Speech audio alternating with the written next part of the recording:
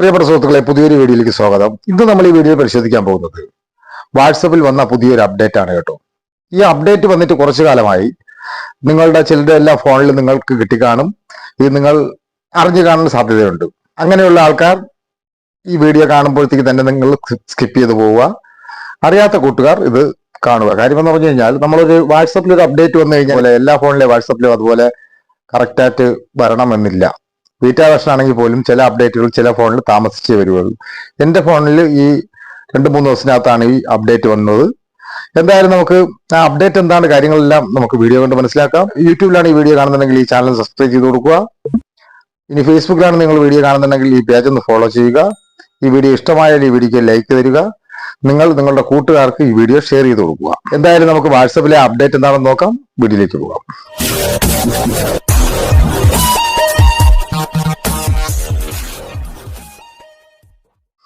നമുക്കറിയാം, വാട്സപ്പിൽ മുമ്പ് ഒരു അപ്ഡേറ്റ് വന്നിട്ടുണ്ട്. നമ്മൾ വീഡിയോ കോൾ ചെയ്യുന്ന സമയത്ത് നമുക്ക് ഫിൽറ്ററുകളും അതുപോയിട്ട് ബാക്ക്ഗ്രൗണ്ട് ചേഞ്ച് ചെയ്യാനും ഒക്കെ ഉള്ള ഓപ്ഷൻ നേരത്തെ വന്നിട്ടുണ്ടായിരുന്നു. അതിന്റെ വീഡിയോ നമ്മൾ ചെയ്തിട്ടുള്ളതാണ്.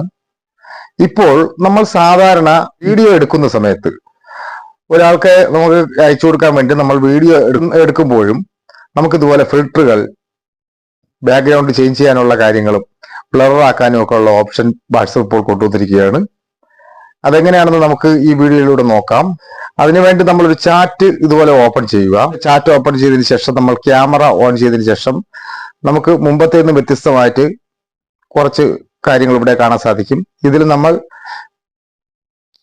ഈ ഫിൽറ്റർ കൊടുക്കാനുള്ള ഈ ഓപ്ഷൻ ഒന്ന് ക്ലിക്ക് ചെയ്ത് കഴിഞ്ഞാൽ ഇപ്പോൾ നിങ്ങളിവിടെ കാണാൻ സാധിക്കും. ഇതിൽ കുറച്ച് ഓപ്ഷൻ ഇവിടെ കാണാൻ സാധിക്കും. ഇതിൽ നമുക്ക് ബ്ലർ ചെയ്യാനും അതുപോയിട്ട് ഫിൽറ്ററുകൾ കൊണ്ടുവരാനും ഉള്ള ഓപ്ഷനാണ്. ഇതിൽ നമ്മളിങ്ങനെ ഡ്രാഗ് ചെയ്ത് പോകുമ്പോൾ ബാക്ക്ഗ്രൗണ്ട് എന്നുള്ളൊരു ഓപ്ഷൻ ഇവിടെ കാണാൻ സാധിക്കും. നമ്മൾ അതൊന്ന് ക്ലിക്ക് ചെയ്ത് കഴിഞ്ഞാൽ ഇതാ ബാക്ക്ഗ്രൗണ്ട് ഇതുപോലെ മാറ്റാനുള്ള ഒരു ഓപ്ഷൻ വാട്സപ്പ് കൊണ്ടുവന്നിട്ടുണ്ട്.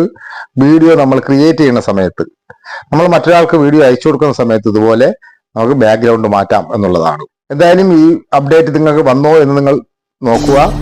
ഇല്ല എന്നുണ്ടെങ്കിൽ നിങ്ങൾ വാട്സപ്പ് ഒന്ന് പ്ലേ സ്റ്റോറിൽ കയറി ഒന്ന് അപ്ഡേറ്റ് ചെയ്തിട്ട് നോക്കുക. എന്തായാലും മറ്റൊരു വീഡിയോയുമായി എത്തുന്നവരെ ഗുഡ് ബൈ.